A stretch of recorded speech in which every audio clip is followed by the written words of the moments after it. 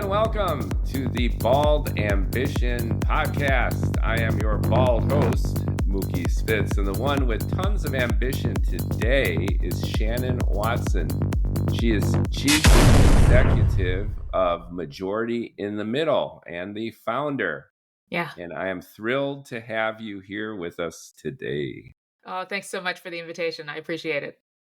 I think the one pretty much ubiquitous sentiment shared by all Americans, regardless of their political orientation, their cultural background, and their ideology, is that we should ostensibly be more unified as a country. Right. And this sentiment is used proactively and retroactively, I think. Proactively in the sense that we need to negotiate, we need to compromise, we need to talk to each other. But retroactively in the sense that it's often used to justify the exact opposite, which is we've got folks who just categorically aren't on the same page with us. And it's become very emotional, very visceral. We all remember the days when the Republicans and the Democrats ostensibly were still talking to each other. Bill Clinton would have lunch with Tip O'Neill. Yes. And those days are long gone. So my first question to you is top down or bottom up? Are we experiencing this extreme polarization in this country, at least relative to what we've been familiar with over the past generation or so, because our government officials feel that that's the only way to stay in power? Or is it more of a grassroots bottom-up sentiment which reinforces the political reality? That is a great question. And unfortunately, I don't necessarily think there's one right answer. I do think bottom up, the more amplification that sort of our activist community has had, and the more time that we have spent in, Eisenhower's military industrial complex.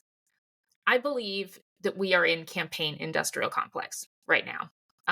Because the amount of money, the amount of social media, the amount of attention. I mean, we live in an attention economy, and elected officials, are kind of on the forefront of that. So the amount of time that we spend highlighting our divisions for those different audiences to inspire people to give money, to vote, to be active in our particular issue area. Those kind of things have sort of fed into what we do. And when voters and constituents sort of reward elected officials for saying outlandish things, or dunking on an opponent. When they get a lot of positive reinforcement for that, they're going to do it again, as all human beings do. What gets rewarded gets repeated. So I think as voters reward those things, we're going to get more of it. But I also think that there are a lot of situations where elected officials are not really as comfortable with all of this division as they might tend to be. And so one of the things that my organization has been looking a lot at over the last several years is the thing that we call institutional partisanship. And that is the rules and the customs and sometimes even the physical infrastructure of our legislative bodies that divide people and keep them divided.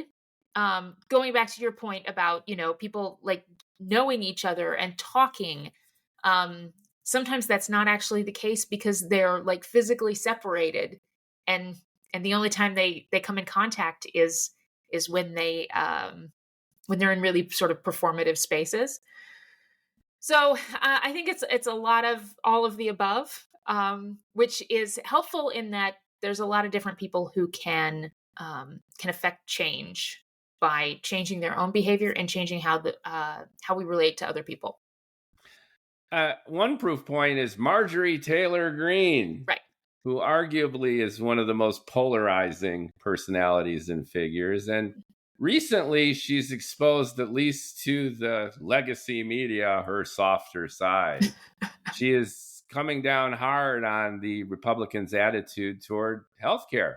She's not on the ACA bandwagon, and Right? she isn't agreeing with anything the Democrats are saying, except that we need healthcare reform and that the Republicans aren't stepping up. So I think that's a vivid illustration of exactly just what you mentioned, which is even the most polarized and polarizing of our politicians are almost forced to come back into the middle because they have constituents who have needs. The government does something at the end of the day. Right. And the realization is striking people on this 21st day of a government shutdown Yeah. that people's lives and livelihoods are being compromised. So, that all said, tell us more about your organization, how you came to found it, what some of its mission is, and ultimately how you want to bring about this kind of change, which seems like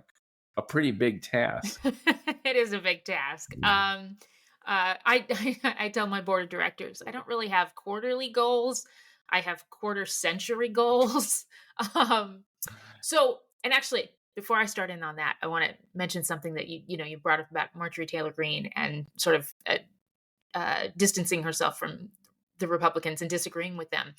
Um, One of the things that does lead into all the division is journalism, and I say that respectfully because actual journalism um, has a bias towards conflict and a bias towards fairness.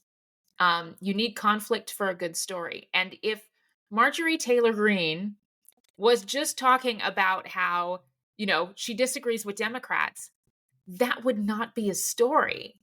But she is disagreeing with Republicans, her own party. So that makes it kind of a story. So one of the things that we do that I'll circle back to your question. One of the things, like the sort of binary way that we do political media, and we say, okay, well, here's the Republican version and here's the Democrat version of a story, of an issue or whatever. That sets up this sort of binary idea that you're either on one side or you're on the other side. But when was the last time, especially when we're talking about public policy or something super complicated like healthcare, that there were really just sort of two sides? There's like 14 sides. So one of the things that we do is encourage media, be that legacy media or independent media, or bloggers and podcasters and all these other people, to lean into the nuance. And I think that's something you sort of referred to in previous episode. Like, it's not always cut and dry. There's not always a right answer. Um, Part of the problem, though, is what I call eyeballs and asses, right? You need attention. right? You need reach and engagement, and ultimately you need them to convert. You want them to do something, right? Yeah, So I'm absolutely. a TikToker and I do Instagram. Yeah. I have something like 15,000 followers on TikTok, and all I do is I rant from my kitchen. So I do a selfie video, I hold it in my hand. Right. And if you go to my page, this is shameless self promotion, Feel at free. Yes. Mookie Writer on Yes. TikTok, you will see an entire gallery of my bald head, mostly in my kitchen, Yeah. talking about issues, many of them political. Mm-hmm. Now, the reason I bring this up is I am a nuanced, topic specific ranter. Okay. I will go off on problems with the border in one video, and Mm-hmm. in another, I'll talk about the idiocy of mass deportations in Mm-hmm. another. Sometimes it'll be marbled together because I'm a nuanced thinker. I look Yeah. at things for what I think what they are. I try to figure them out, and I do my best to tell a clear and coherent and compelling story in under 2-3 minutes. Right. Now, here's my challenge, and I think it's relevant for the conversation. my follower count goes up and down and up and down because Hmm. I'll say something very sympathetic to the MAGA crowd, and I will get 100 comments with American flags and Cybertruck Yeah. icons, and then the left side of the house will slam me. Right. And then it's like Alice through the looking glass on my Yeah. very next video because I've triggered the left, or Hmm. or I've excited the right, or it depends on the subject.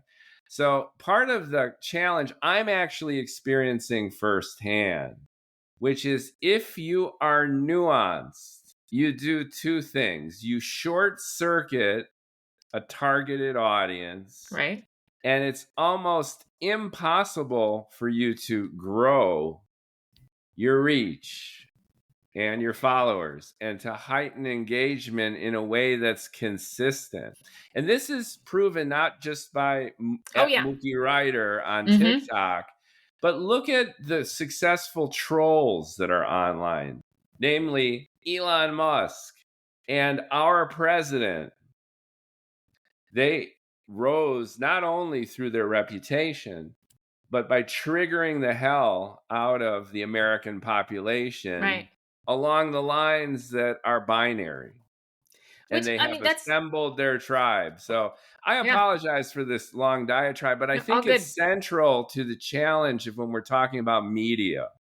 And Right. I'm very, very curious to hear your solution to this, because the algorithms as they exist on the social platforms and raw human nature, Yeah. where you want to rally behind your tribe or you want to rage against your enemy.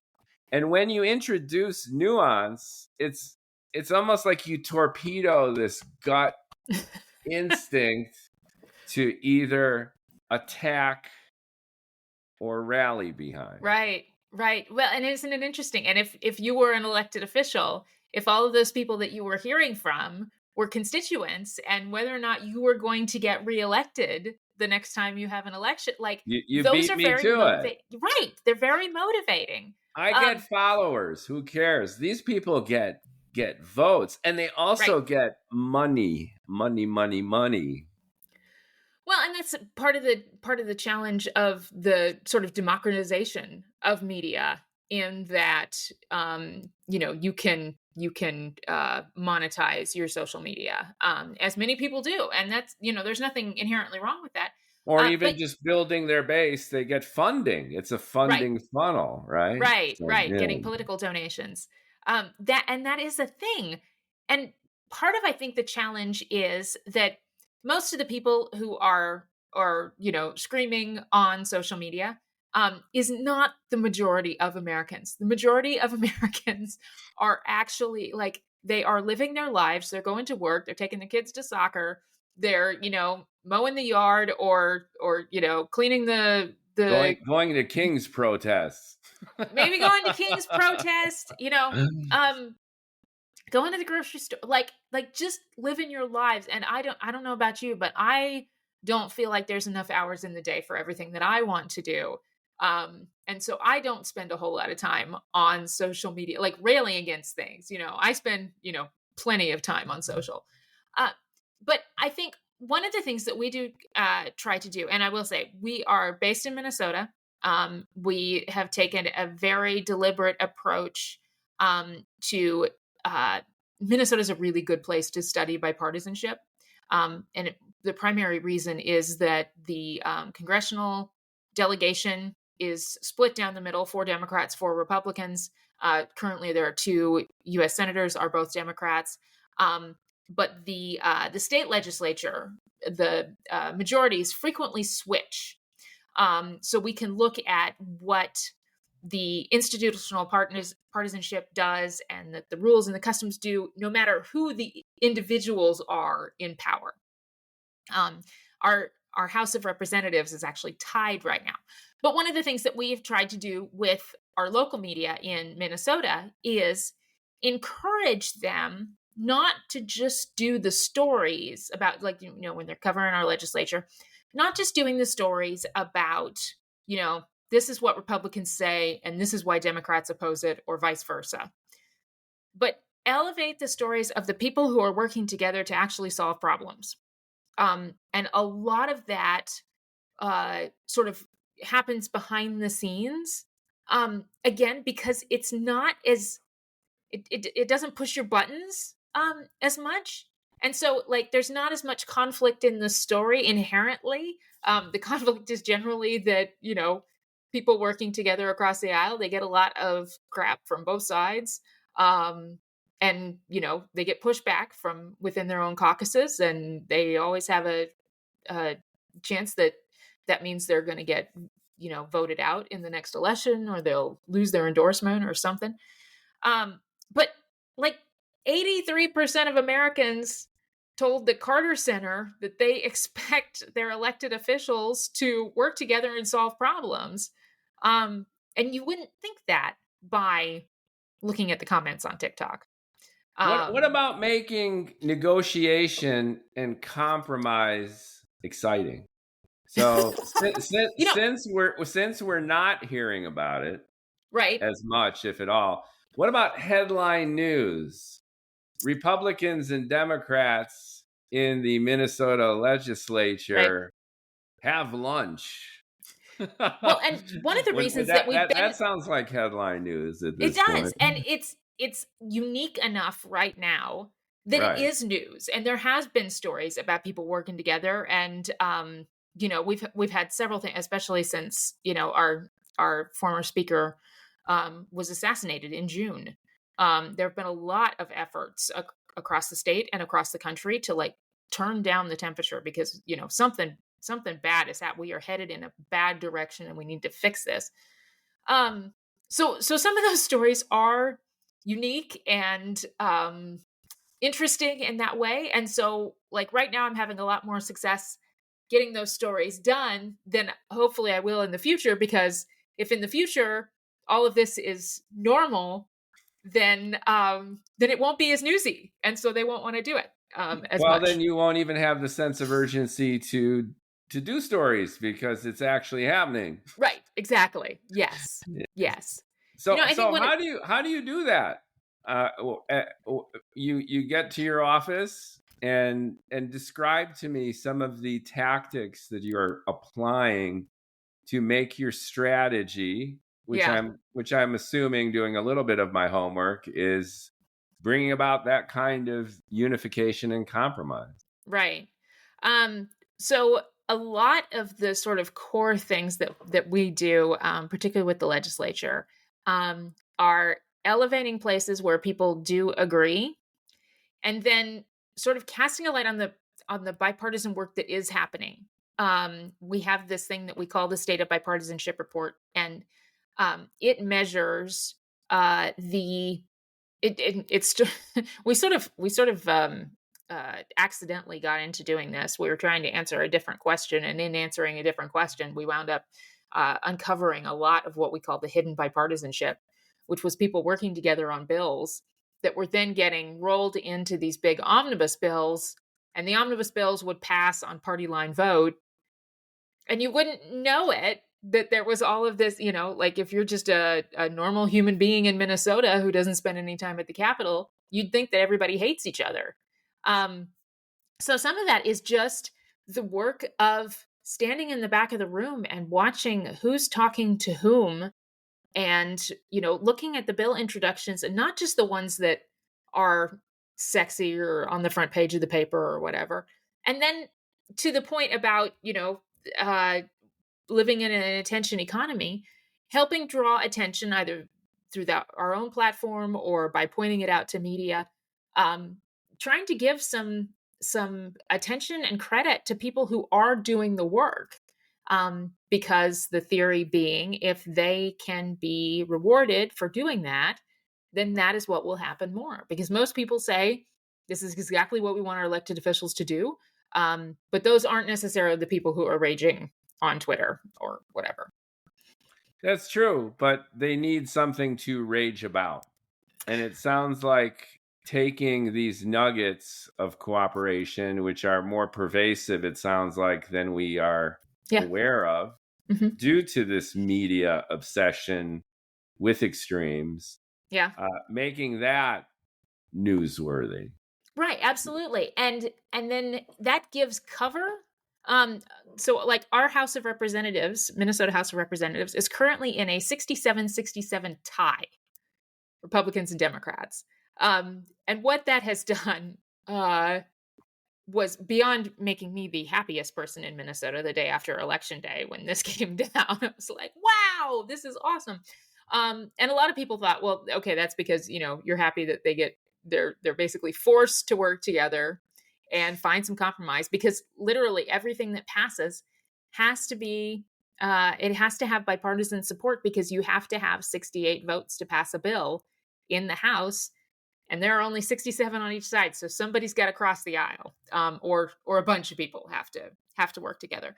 Yeah, a lot of people are being loved and hated, it sounds like, in Right. the Minnesota legislature.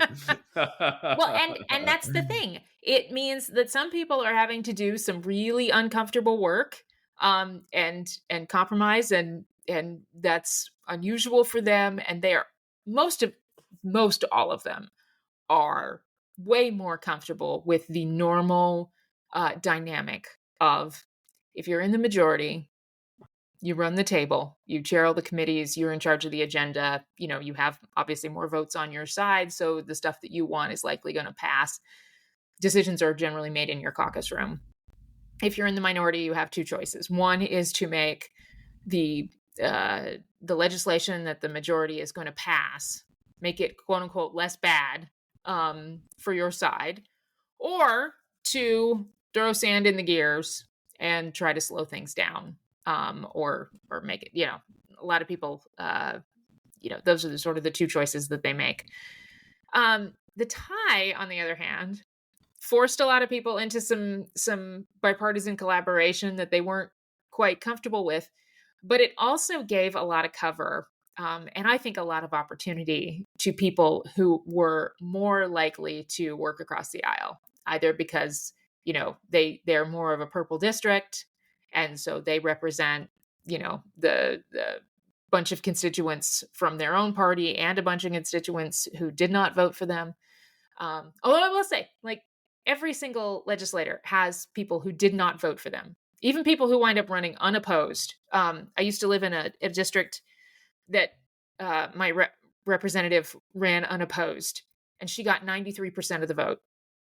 So 7% of the people who cast ballots, like, wrote somebody else in, or didn't, like, it was not you're choosing between two boxes. There's one box to check and there is a line. So 93% of the people voted for her, but 7% did not.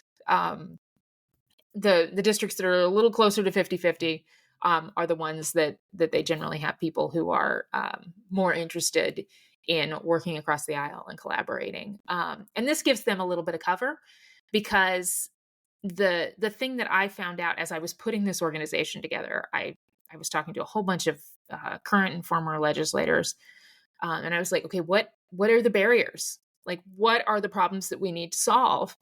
And I heard more times than I thought, and I was very surprised by this. And they said to a person that, when you are trying to work across the aisle, the opposition to you working across the aisle does not come from the other side of the aisle. It generally comes from your own side and people not wanting you to do that, which I thought was fascinating. And so, like, how is it that we can make the bipartisan collaboration, and the relationship building across the aisle, how can we make that less damaging and less scary for people whose party you're already in? Because I don't know a single legislator who is more afraid of an opposite party challenge to them come election time than they are a primary challenger coming from their flank, be that right or left. Yeah, politics seems akin to sports. Very much And so. and so we're rallying Yeah. And there's always drama when the quarterback is in an argument with the tight end, and it's clear who the enemy is, but everyone loves that Right. internal drama too. And Well, going because we back to all your, like drama. I we mean, we all like do. We say we drama, don't, but we right? do. Right. And when we're looking at, even retrospectively as a postmortem, if you will, of the Biden presidency leading into the Harris Waltz campaign, Hmm. I think the number one differentiator and why the cards were stacked against the Democrats and why Trump won again is Biden was nowhere to be seen. He just wasn't present. Trump is everywhere all the time. So, to your point about people having busy lives, if you check your phone 400 times a day and 10 times happens to be a political update, Right. 9 of those 10 headlines will have the word Trump in it. True. That And that's enough to solidify, I think, this guy's power because it's sheer ubiquity. And there's a human tendency too. It's kind of like when we're kids, you know, daddy could be an alcoholic, but at least he's home. so, interesting. so I've never heard that analogy before. I'm Yeah. just thinking that presence Yeah. and attention in the form of just being there. It's kind of like beat me, bore me, don't ignore me, and we're saturated by all things Trump in every way, foreign policy, domestic policy, upending the definition of the unitary executive, doing things no one really even thought of doing before. Kind of, Nixon on methamphetamine with FDR's overreach. To get the New Deal done, FDR did some zany stuff. Right. And Trump seems to be this combination of those two. And a lot of people are rolling with it simply because he's dominating the news cycle. So this becomes, in a sense, amoral or apolitical and is more a problem of media saturation, I think, than almost anything else. So how do you combat that?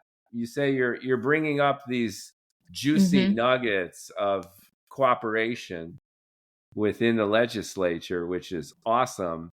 But how do you blast that in a multi-channel way that can be resonant and that could build up earned media opportunities with this wonderful message that here's the irony and paradox, everyone wants to hear it. We're actually getting along. Right. The nation isn't on the brink of civil war, and there's hope for democracy. You know, the fact that we have several layers of government does make this a bigger challenge. Like I said, we're focused on Minnesota right now because it's a really good sort of laboratory. My goal is to figure out what we learn here and then be able to replicate that in other states eventually.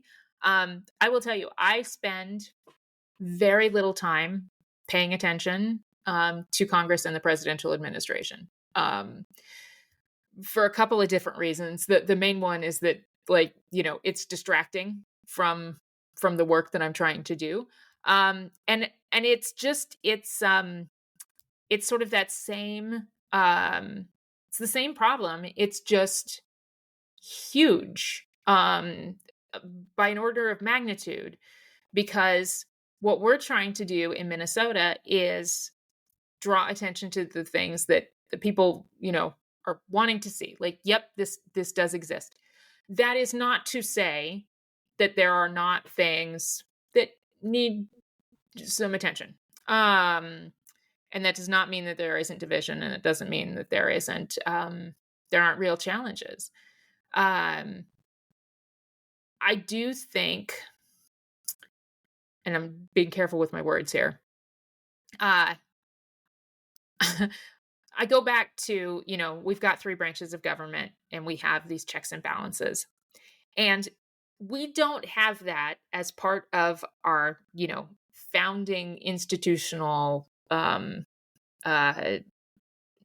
foundation, because the guys who wrote the Constitution and who were part of those constitutional conventions, not because they were brilliant political thinkers. They were. But we have checks and balances because those guys did not trust each other. Oh They did, yeah, I mean you know, they were coming from tyranny, right. Well, and and they they didn't didn't want even, not anyone to only did hold the they, cards. right, it's not only just did they not trust a king, and they understood human psychology enough to know that, power corrupts. Um, but they didn't trust like each other. They didn't always like each other. And so the thing that sort of gives me hope and comfort is that occasionally you do need institutions to go through stress tests. And I do think that the current presidential administration is doing an enormous stress test on our foundational institutions. This is where we can figure out, and it happened with the last Trump presidency.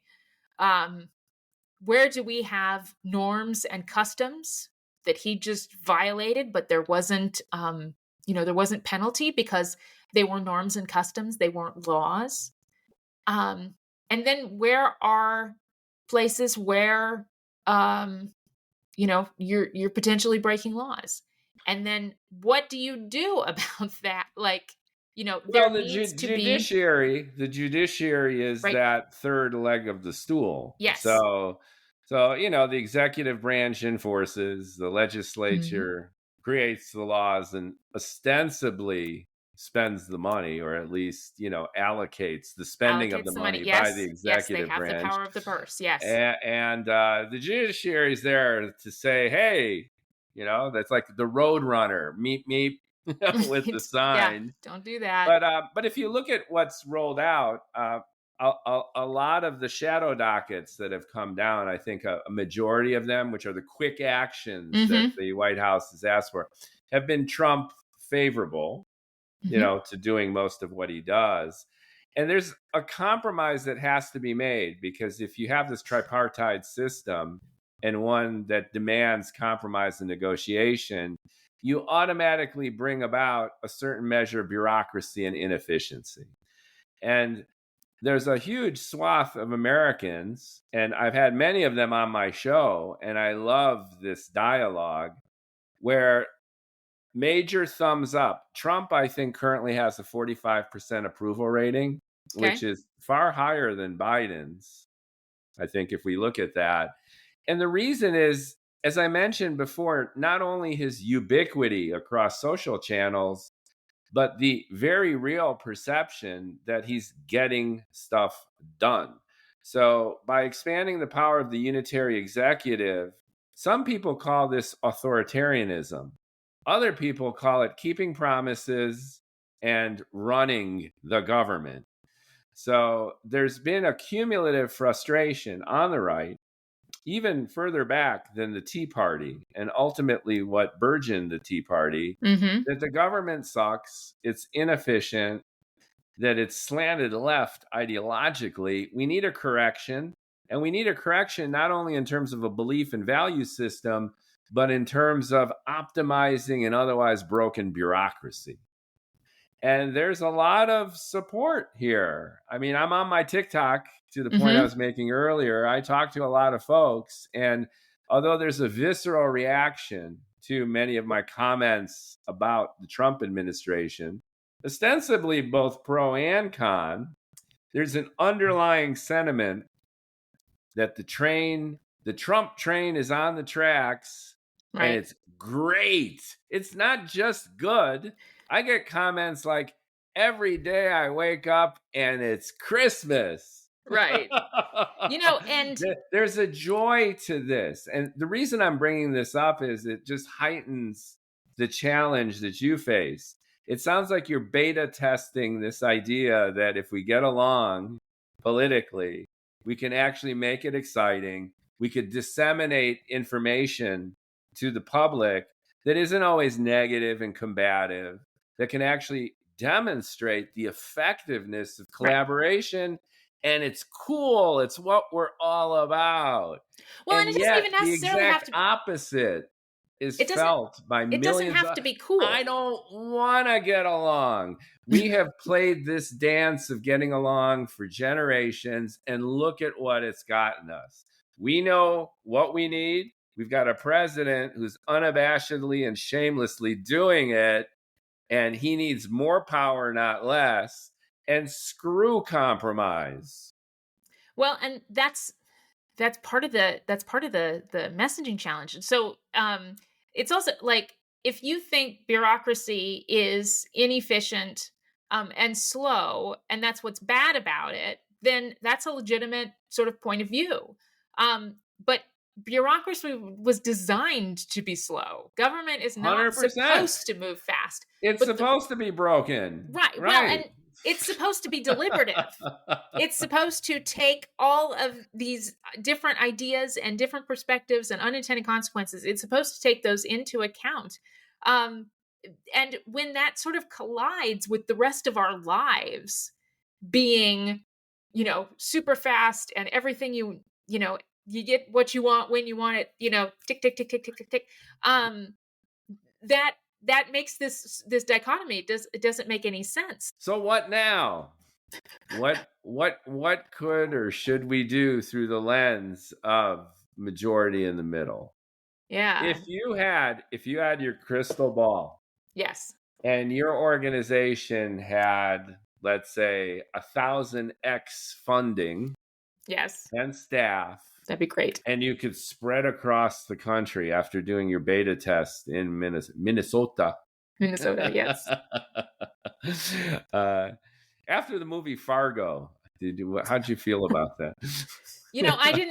I'm not a native Minnesotan. I'm a Minnesotan by choice. Yeah, I could tell the accent's not too intense, right? Right. I grew up in Kansas, so right. we've got our own cultural institutions. Yeah, that's right. That's right. Yes, we need a new TV show based in Kansas, right? Yeah. So anyway, you had your crystal ball. Mm-hmm. And I just wrote a science fiction novel where this guy develops a machine. You could jump universes in the multiverse, and then you just pick a universe that's exactly the same, only your wish is true. Ooh. So let's say you could jump to a universe where everything's more or less the same, but majority in the middle is this national organization with a staff of thousands, and you're able to disseminate all the learnings that you've picked up. What would you do in that universe? Oh, wow. It's funny. I've never really thought about it that way. I do think, like, one of the things that I do like about Minnesota is it's a very high civic engagement state. Lots of volunteerism, really high voter turnout. And I think that is one of the things that we need to do. Actually, the majority in the middle in our name comes from my concern over about the last 20 years that one of the reasons that we're seeming so divided is that there are loud voices on the left, there are loud voices on the right, and then of course the algorithms to support those.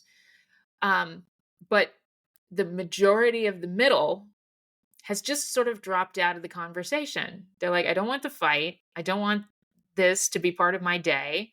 I'm not interested in this. I'm out.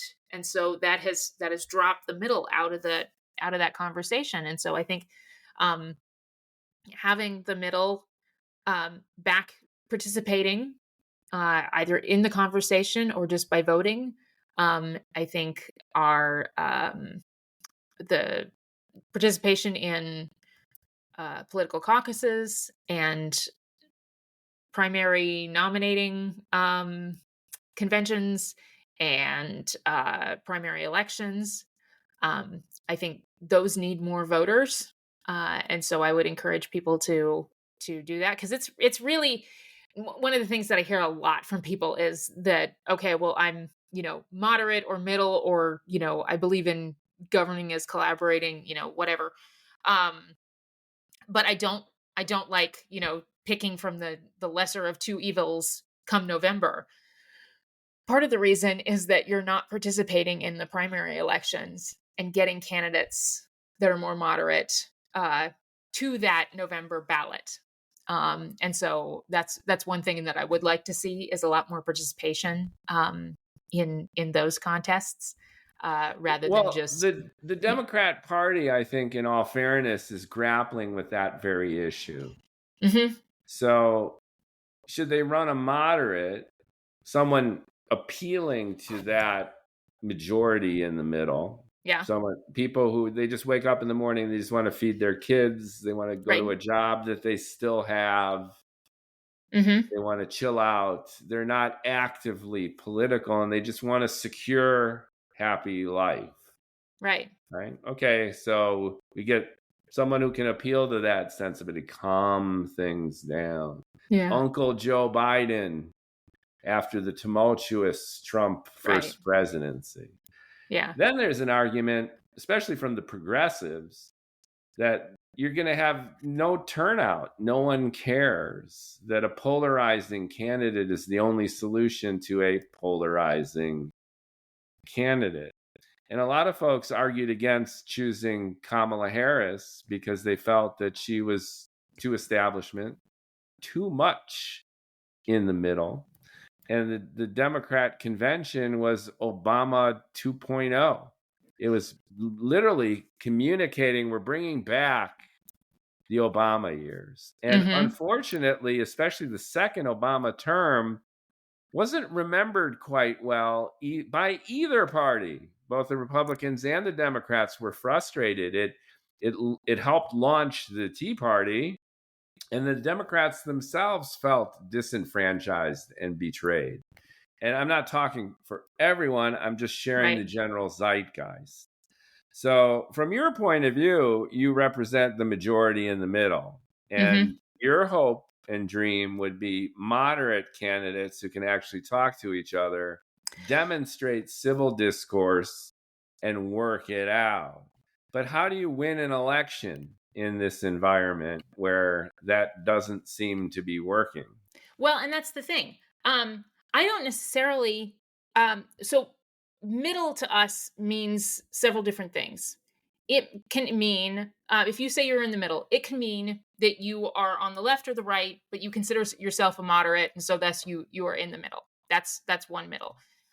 There are people, full disclosure, like myself, who hold some positions that align with the right and some positions that align with the left. And so, like, I'm on everybody's team. That's your bald host here too. There you go. Yeah, that's why I trigger everybody on TikTok. Well, and you have the opportunity of really looking at your ballot and saying, okay, which of these people do I want? Not just necessarily which party. And then the third group of people in the middle, and this was a group that surprised me when they started, coming to our table, metaphorically, was people who believe that governing, not necessarily campaigning, but governing, is about the collaboration and the compromise and figuring it out. No matter who gets elected, their job is to work with all of their colleagues, not just their own caucus. So I would say that the thing I don't like to see is, let's say you have five candidates for governor, and they go to the party endorsing convention, and the 2,000 people in the party endorsing convention pick their favorite. And then the other four drop out. You have let 2,000 people make the decision for a whole lot of people, even when it's, let's say it's 10 months before election day, because that's not an unreasonable analogy. You've let 2,000 people decide. The thing actually that has happened in Minnesota on the Democratic side has been the last two Democratic governors who've gotten elected have not actually gotten that party endorsement. They were more moderate than the 2,000 people in the convention center. And they went to the primary, and they let a bigger, which it should be even bigger than it was, but more than 2,000 people voted in the primary. And then let them decide who that nominee should be. Now there's obviously lots of different arguments about, if you care that much, then you should be one of the 2,000 people who shows up and goes through the process and whatever. Um, that's not necessarily wrong. But when candidates, particularly the moderate ones, when they drop out and don't go to the primary and let those 2,000 people make a decision, I think that sort of skews the system a little bit. The other piece is, we collectively have made serving in office in this country like a nightmare. Like, it is unpleasant at best, nightmare at worst. People get attacked on social media. People say stuff about their kids. I worked in political campaigns for about 20 years earlier in my career, and I worked with a lot of first-time candidates. And it used to be that first-time candidates, particularly women used to not want to run when their kids were really little because they needed that. Like, if you can't put your socks on by yourself and you need mom, that's a time when women didn't want to run for office. They want to wait till their kids are older. Now I'm seeing a little bit of a switch. Women don't want to run when their kids are tweens to young adults because they're on social media and they are exposed to all of the terrible things that people on social media say about their parents. And they can become a target themselves. And then I say all of that with the situation again that we had in Minnesota in June, where we had a House member and her husband and her dog that were killed in their home, and a senator and his wife who were injured. Grace of God, I know these two, and they are wonderful, wonderful, wonderful human beings. And so I think that's probably the reason that whoever's in charge, they were spared. But he got shot 9 times. She got shot 8 times, and they're still alive. Thank you. But anyways, these are the kind of things that that people are having to think about when they decide whether or not they want to run for office. So I think that's another piece. We need to make public service less scary. We need to let our elected officials do their grocery shopping in peace. We need to tone down the rhetoric on social media. We need to get rid of the bots. I think we need to make it to where more people are willing to raise their hand and run for these spots, because I think that can make a difference in the dialogue as well. Well, I categorically agree. And I think that there's hope. I tend to be Pollyanna about most things, like even AI. This is why we're friends. Yes. So I'm fairly Pollyanna if only we look back at trending. Yeah. So Barack Hussein Obama would have been impossible, I believe, without George Bush Jr. And then Donald J. Trump as president likely would have been impossible without Barack Hussein Obama.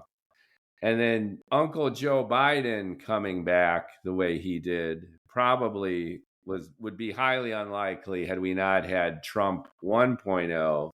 Oh, yeah. And thanks to Biden, we got Trump 2.0. So what I'm illustrating here is a radical oscillation between extremes. Mm.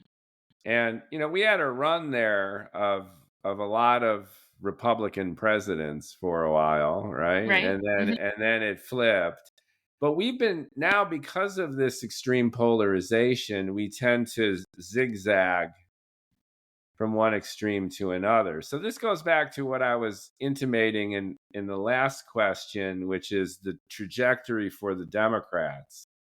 To retake the White House, Trump is going to bow out, although he is suggesting third term possibilities.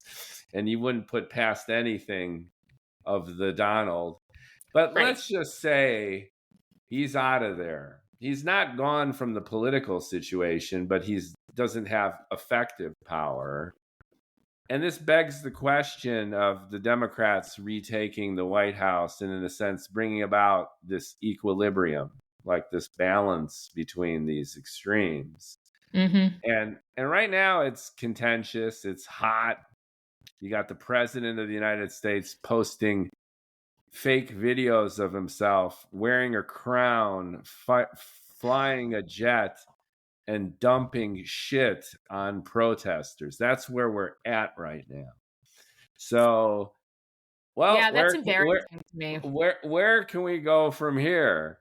So I think that things might settle down a little bit. That's maybe my naive boomer Gen X cusp sentiment. But if you look at trends, we tend to vacillate and oscillate, and Right, right. and that It's might be hard. a strength. It weakens us in foreign policy because, one second we're your friend and the next we don't care, and then we're your enemy. But maybe that's one of the hallmarks of this mess sustaining itself is our eagerness and capacity to just embrace these opposites. Yeah, that's one of the things I don't necessarily have an answer for.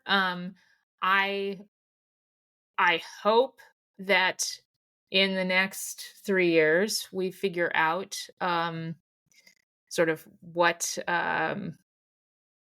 what do we want the presidency to look like, and what do we want, how do we want our leaders to act. And it may be, I was on a panel this summer, and there were people talking about the like a crisis of democracy. And the point that I there's like 3 or 4 people ahead of me, and then they were talking about these things, and I said, we need to take a pause and make sure that when we're talking about a crisis of democracy, um, if you're talking about ignoring the rule of law, if you were talking about going beyond separation of powers, if you're talking about violating the Constitution, that is a crisis of democracy.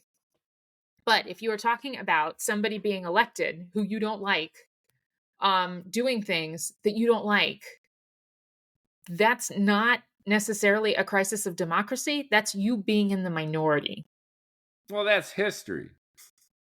Well, yeah, and Yeah. it's just there's a difference, and so I think we need to be very precise with our language and figure out, like, what is the message here? Because when we amp up all the time, actually a really good leadership in this area. So the U.S. Conference of Mayors, they had a thing that they signed at the end of September, and it was the Oklahoma something. I don't remember exactly what it was, but it was in Oklahoma. They signed it in Oklahoma City, at the site of the bombing there in the 90s. And one of the things that they talked about was bringing down the temperature by not using apocalyptic language, and not ramping everything up to 11 all of the time. And they had this wonderful sort of civic pledge that they were doing. And so I would encourage everybody, check that out, because I think you'll like it. It's really, really That's good. cool. That's Yeah. cool. Yeah. Yeah. Leave it to the mayors of Yeah, the leave world it leave it to. to the mayors. While meanwhile, the power of the unitary executive keeps growing and growing, and it's reinforced by the Supreme Court. So one thing I think to think about, and I believe it's relevant for this conversation moving forward. You talk about the next 3 years, but when Trump is gone, sooner or later a Democrat will retake the White House, Mhm. despite the gerrymandering and the attempts to completely make all elections unfair from both sides. But Right. the Republicans are really going full out with this now.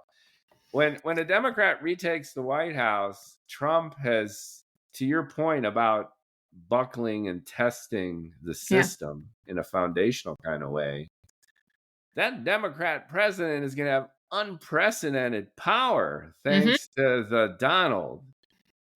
Then what? Right? I mean, the Then it has Republicans aren't really entirely to thinking do. about that now because they don't worry about it. We want to exercise as much control as we can right now. But It, changing precedent changes precedent, not only for your party, but for both. it does. There was I did a Twitter poll several years ago, and it was about it was the underlying thing was about sharing power. And I asked people, would you be interested in your would you be okay with your party having less power if it meant the opposite party also had less power? And the overwhelming number of people said yes. And I said, So okay. most people are libertarians at heart. Well, in Kansas, where I grew up, that's absolutely true. Um, uh, and then the flip side of that is, would you be okay with your party having more power if it meant the opposition also had more power? And the overwhelming number of people said no. Like, they're willing to have less as long as the opposition has less. They're not okay with having more if it means the opposition has more. And so, like, that's telling that you're not really interested in you having more or less power. You are just interested in how much power the other side has, and you kind of consistently want it to be less. Yeah, well, I don't think the Trump administration has done that kind of polling. True. Nor do they Nor did they care. Yeah. care. So, we definitely live in interesting times. So Hmm. how can our listeners learn more about you and help you do what you do? Awesome. So our website is majoritymiddle.org. We will put links in the Yeah. description Awesome. along Thank with you. your bio, Yeah. and the little write up. Excellent. And we encourage people to sign up for the newsletter. We have a rule for our newsletter. We have no more than 3 emails per month. So we are not going to spam you. We don't Spam, sell our spam, list. spam, spam, Spam, spam. We're not going to do any of that. Right.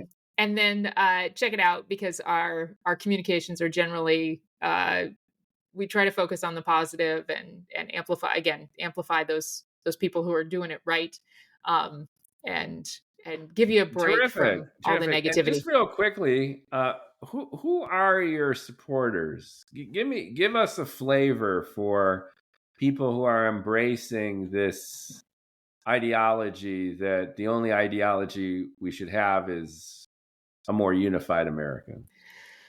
Um, that's a good question. Well, we for our state of bipartisanship report this year, we held a bunch of press conferences around the state to try to make that news more accessible to some regional audiences.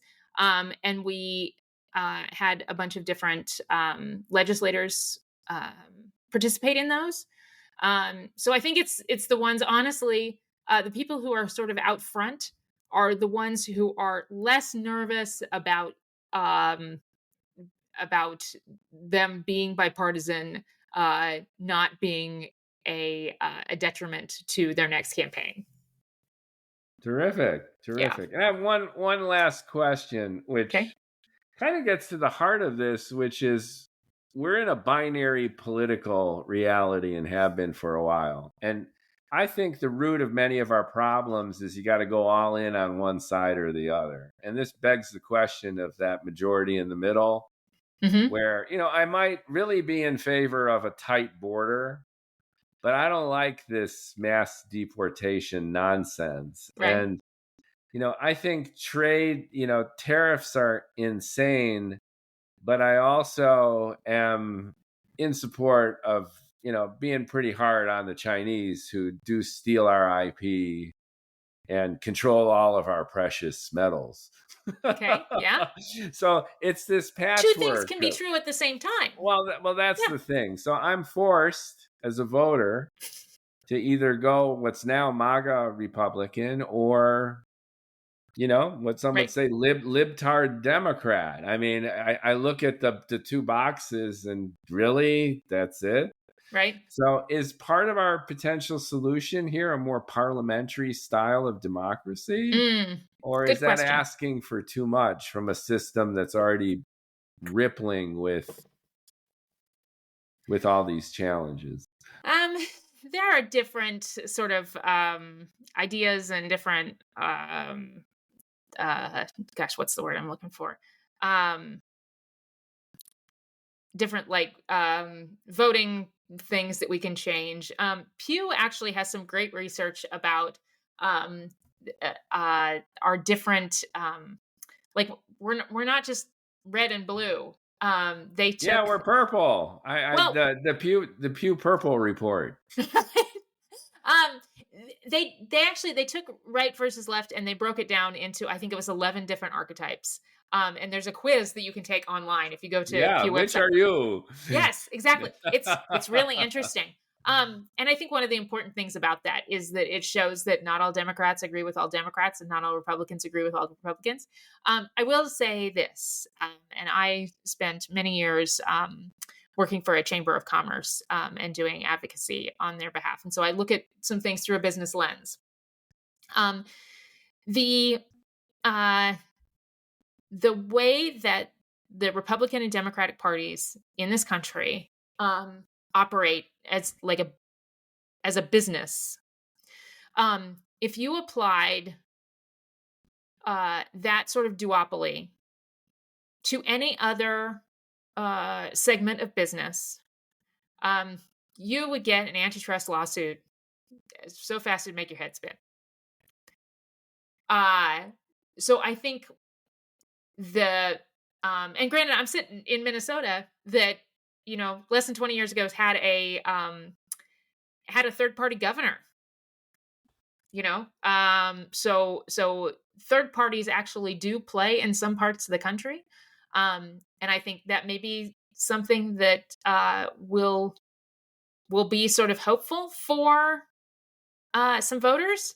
The challenge is the ballot access and all the rules that the Democrats and Republicans have sort of this duopoly that benefits them. So Yeah, that's where yeah, I'll yeah. leave Look, that. look what happened yesterday with everyone's internet. Amazon controls 37% of internet traffic. Right. Well, And I mean, now when you've got a service that works great, it works great until it doesn't work. until it doesn't, Yeah. and then some would argue the same thing for the current administration. Depends, who butters your bread. That it works great until it doesn't work. Libertarians is Right. our third party. Well, thank you so much for joining us on the Absolutely. This is a fun bald conversation. ambition. I've been bald this whole time. You've been ambitious to help, if not save America, then at least educate us and make us appreciate the power and really the source of why we're here, which is Yeah. compromise, negotiation. Why can't we all get along is the question that everyone asks, and you have a few answers. I think we can. We If we can. choose to. Thank you so Yes. much, Shannon. Absolutely. Take care. Like, comment, share. Check out the bio, company description, company, organization, Yeah. and resources below. Thank you.